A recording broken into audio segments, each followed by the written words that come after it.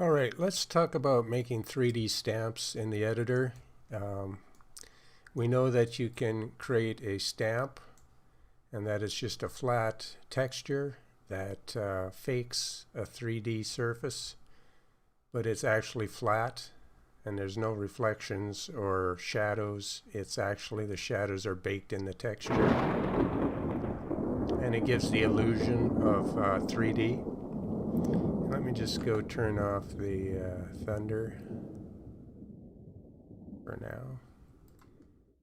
We're going to need the weather a little bit later. Now, so what we want to do is turn these flat 2D textures into more of a 3D texture so it can catch some of the shadows and can interact with the gameplay a little bit. So let's first go into our land tab here and create more polygons with polygon brush.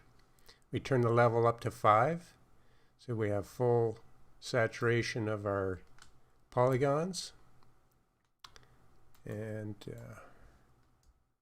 there we can see it clearer now that we've made a higher resolution of the triangles. And let's do the same thing along the road where we're going to create a 3D road instead of a 2D road, or a basic 3D outline of that road. So now that we've increased the polygons that we have to work with, let's go back to the heights, or we're in the height mode. Let's turn our brush way down. So let's make it a very small brush, and let's zoom in. We have the resolution. We want the height map to be shown, and we want a fixed height of about -4, which will give us a nice kind of foot deep puddle. And let's just carve it out here where we think it would actually be a real puddle if this was real. It'd be something like that. So we can see how it's gone down.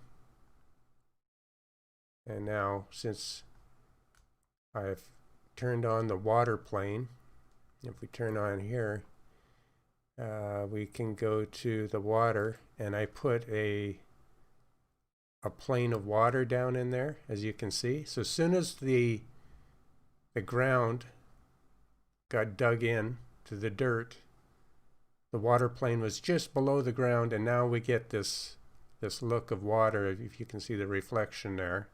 And if I turn the weather back on, you'll see the raindrops. Where are we here? Weather.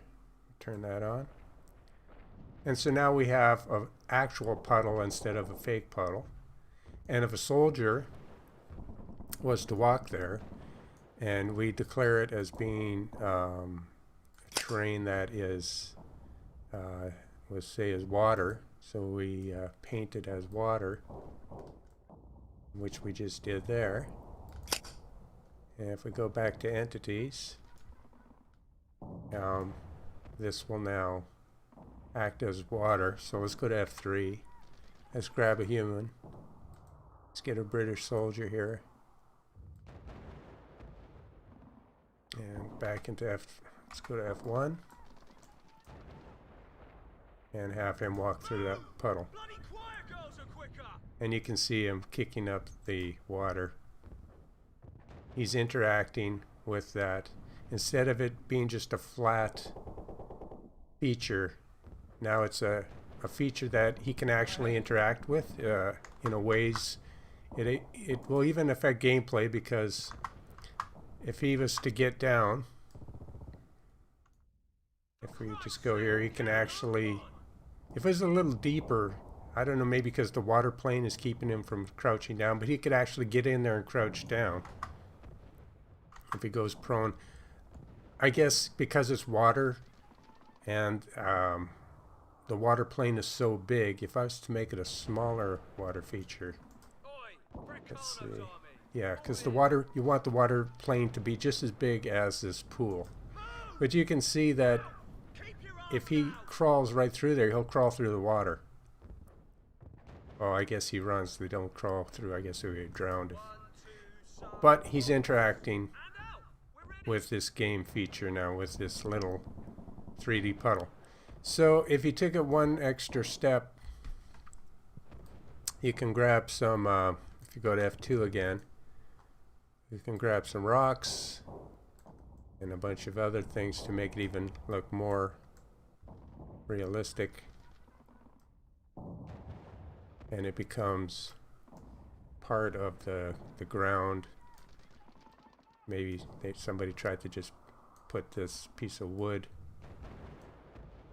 up next to it. Maybe something like that. Walk over, or is just thrown in there randomly. But it's now a part of, it's an interactive part of this scene.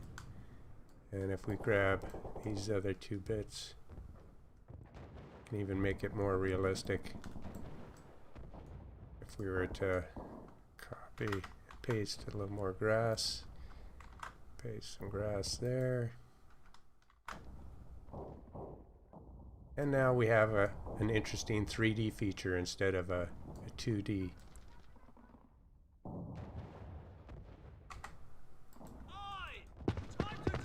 So he might... Ready for orders. So he can interact with that. So it becomes an interesting part of your map. Now as far as this texture up here, we want to do basically the same thing. We want to take our 3D height brush map, and we want to relative. We want to turn on relative now because we want to make it about, let's say, -3 relative to whatever the current ground height is. And we want to just carve out the two tracks, which I'll do here. So it might be a little difficult, but if you go like this,